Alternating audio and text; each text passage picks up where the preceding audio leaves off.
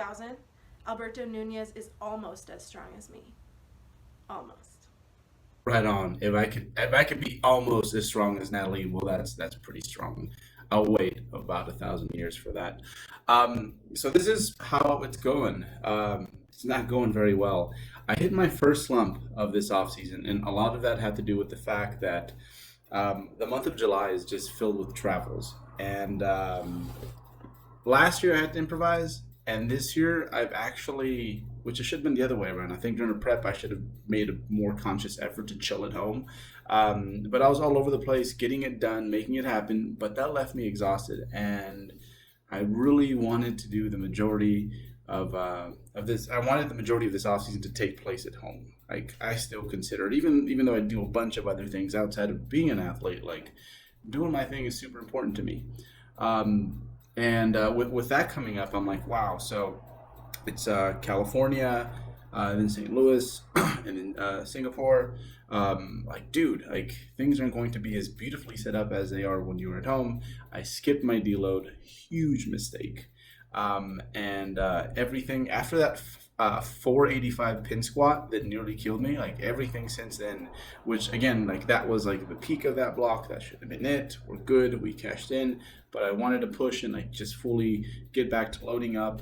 And nope, we needed to deload, and I paid for it. This was probably, man, for a bunch of reasons, just like a really really crappy cycle. I mean, the trying to rush things, and then also, man, like I know when like my life stresses are just a little bit higher than usual. In the last few weeks, they certainly have, and a lot of that is just like it's like freaking busy right now with a bunch of things. I know that that takes a hit, and to get right back to it and skip the deload. Look, we're all prone to making these types of errors. I honestly thought I could get away with it. I was thinking like long term. I'm like, you know what? I'll get about 3, 4 more weeks in, and then like after late July, early August, like we'll cool down and really really deload, and then really start bringing momentum, building up some momentum, and yeah, doing new things again. So it was calculated. It wasn't just reckless, but nevertheless, man, like it was the first slump in a minute, hit me right in the feels, and then things just kind of snowballed from there. So like nothing major. It was just like, man, this was the work wasn't very good. It was how do I say? Training motivation was just like meh.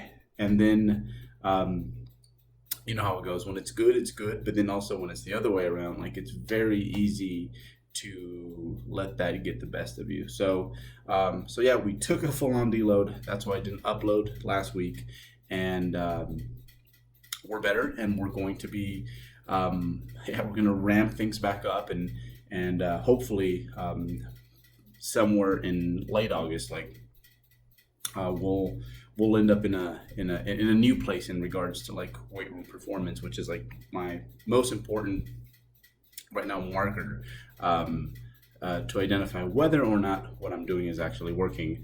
So as you can see, like, man, we put on a little bit of fluff, so you can't really always see things when you're covered up with all this like super lovely.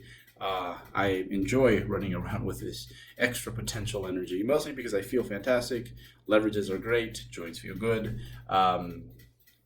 and because it's evidence that I've been consistently eating at least enough. So yeah, like I can't tell what's going on.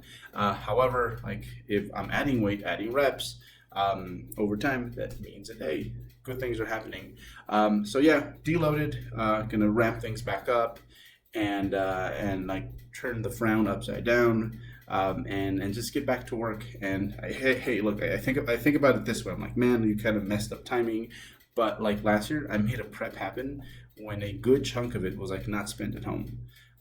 It's like you're in the off season, dude. After all, these are like, like events that have to do with bodybuilding. You're gonna be okay. You're not gonna be 100%. And I think that was probably the biggest thing is like I wasn't willing to take my 80, 90%. I wanted my 100% that I just been getting so consistently. And I've been so spoiled to, have it that way that I just kind of thought to myself, 80, 90. Now let's kind of just rush things a little bit, and then I'll be more okay with like the 80, 90 that is most likely going to happen. And now it's just gonna have to be that way. However, yeah, the biggest thing was like the to my momentum, and yeah, it's I built it up once. I'm just gonna have to build it back up again. So that's where I'm at, and more than anything, I just wanted to share that with you guys. There isn't too many highlights. It was a deload week.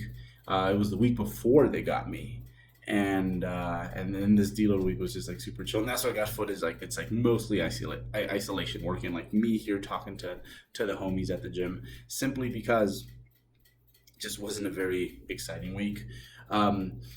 So the plan going forward is to slowly like ramp things up with a good amount of volume, and then eventually taper things down in about 8 to 10 weeks, somewhere around there. And then, yeah, hopefully it worked. But yeah, more than anything, yeah, I guess slumps happen to everyone.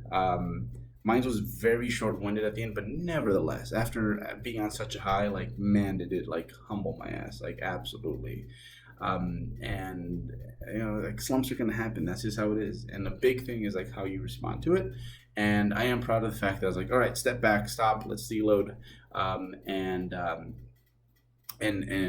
yeah, like again, post prep, you're like all sorts of messed up, and you have to build that back up. And that's exactly what we did. We're not in a horrible spot by any means. Like I'm still like stronger and bigger than I was a few months ago. So we're just gonna put our big boy pants on and like get over it. Take the amnesia pill, never freaking happen, and just move on. So yeah, that's what I have. That's what I have for you guys. Nothing major this week other than like my bad. I thought I was Mr. Big Shit and I ended up paying for it. So things that I am looking forward to is definitely charging up the volume these next few weeks. So we start light with a lot of volume, and then over time we'll taper it down a bit, and hopefully all that volume will be able to translate to some strength gains. Look at these good mornings. They were like horrible. I just didn't have that. Like I was slanging those good mornings for a minute, but I was super tight. Hips were just, this was the day where I was like, dude, like you're done. Like just chill out. But as I was saying, yeah, lots of volume early on for me. And then we'll taper down a bit, and hopefully we just maybe we might get that 500-pound pin squat, which I told myself once I get that, it's like we'll just stop pinning and just do some your standard squats. Biggest reason for the pin squats was just to kind of learn to keep my hips in the right position as I'm switching from eccentric to concentric. I still had a lot of my old high bar habits. And again, I want to give the low bar a try because I want to squat 500 pounds this offseason. That was like one of my goals to myself. One of my deals that I made with myself. I have this huge checklist. I'll share with you guys at some point of things that I want to accomplish before I get back on that stage. So yeah, we're like that one's coming along nicely. So yeah, that's the situation, folks.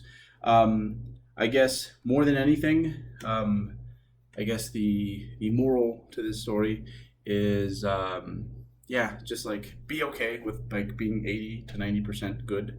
That's still 80 to 90%. Shoot, 70% is still a step in the right direction.